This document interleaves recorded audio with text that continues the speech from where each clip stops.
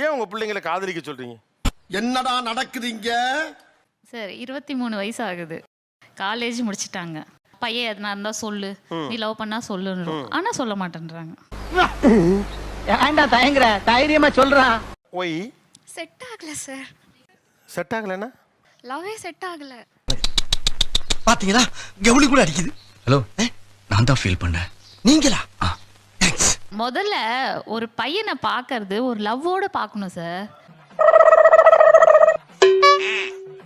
அவனை பார்க்கும்போது அடிக்கிற மாதிரி பார்த்தா,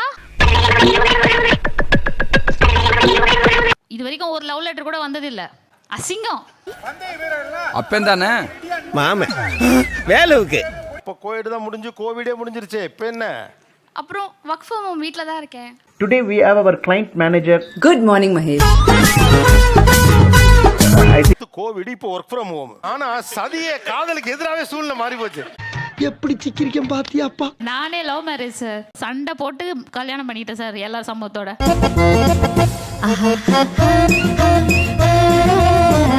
இன்னமும் நாங்க லவ் பண்ணிட்டு தான் இருக்கோம். ஓ, அப்படியாலும் நீங்க அப்பவே. ஆமா.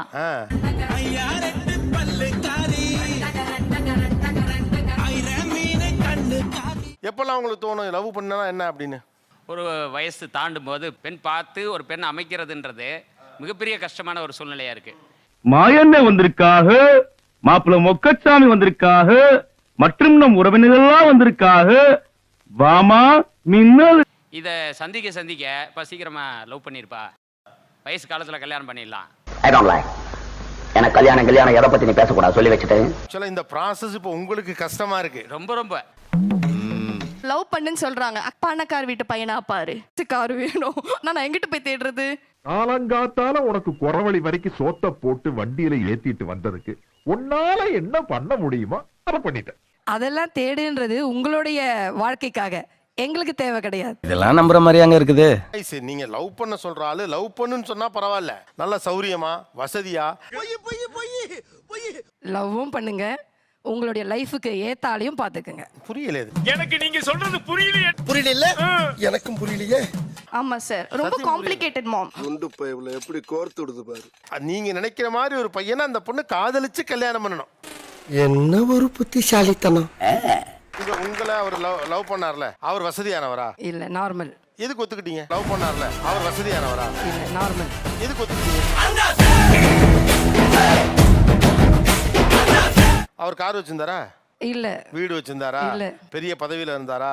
அப்புறம் ஏன் கல்யாணம் பண்ணிக்கிட்டீங்க? நீ கேட்ட ஒவ்வொரு கேள்வி என்ன செருப்பால் அடிச்ச மாதிரி இருக்குடா. அதான் லவ். உனக்கு வந்தா ரத்தம், எனக்கு வந்தா தக்காளி சட்னா.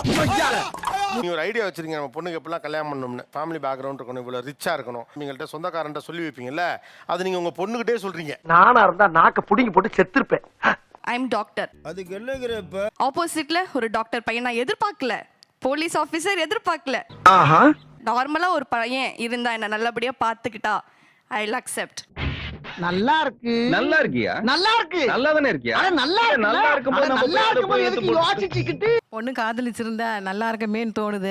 ஏன் காதலிக்க பயப்படுறானே தெரியல சார். இப்பெல்லாம் நான் கேட்டதே இல்லை. இது மாதிரி குழப்பமா இருக்கு. ஐயோ, இவங்க படுத்துற நிமிஷம்னால தாங்க முடியலையே. தலை வலிக்குதுடா. நாங்க லவ் மேரேஜ் தான். பையன் இருக்கான், இன்னமும் அவன் ஒரு பொண்ணுகிட்ட கூட பேசுறது இல்ல சார். என்ன சார், ரொம்ப வருத்தமா இருக்கு சார் எனக்கு. எரும மாடு மாதிரி வந்திருக்கவன் டோரா பூஜி பாக்குறான். சரி, என் பையனே நல்லா பேச மாட்டான். பொண்ணும் இப்படிதான் இருக்கு, பையனும் இப்படி தான் இருக்கு. ரொமான்ஸ் பண்றான். இல்ல ஏத்திடுவேன். ரொமான்ஸா? உங்களை வச்சுக்கிட்டு எப்படிடா ரொமான்ஸ் பண்றது? ஒரு வீட்டுல பையனோ பொண்ணோ காதலிச்சா அதை பத்தி பேசலாம். ஆமா சார், மூடியா இருக்கவன் வந்து கொஞ்சம் ஜாலியா பேச ஆரம்பிச்சிருவான். ஏன்னா அவனுக்குள்ள காதல் இருக்குது இல்ல. உயிருடன் கலந்து விட்டு ரொம்ப குஷியோ. லவ் ஓகே ஆயிடுச்சுல. வீட்லயே பாக்குறோம்ல, இவங்க தான் சண்டை போடுறாங்க, எப்படி லவ் பண்ண போகணும்? காதல்னா ஊடல் இருக்கதான் சார் செய்யும்.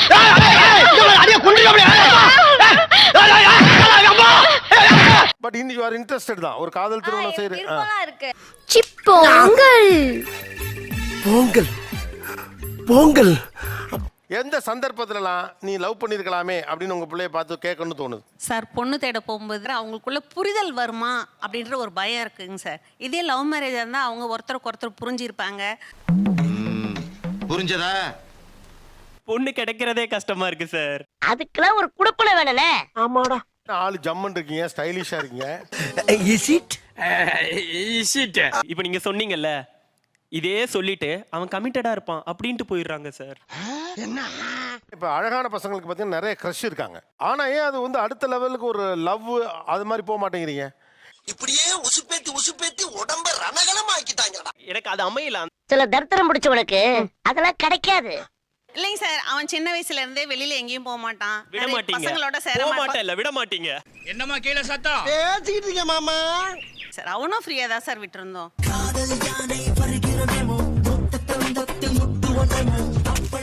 சட்டை யார் சூஸ் பண்ணது? தம்பி. தம்பி. பேண்ட்? தம்பி தான். என்ன பார்த்தா எப்படி தெரியுதா? சூப்பர். மாடு மேய்க்கிறதுக்கு தேவையான 10 பொருத்தமும் பக்காவா இருக்கு. வீட்டில் தம்பி இருக்கான்ல, அவன்கிட்ட சொல்லுங்க, அவன் கூட்டி வந்துடுவான் கன்ஃபார்மா.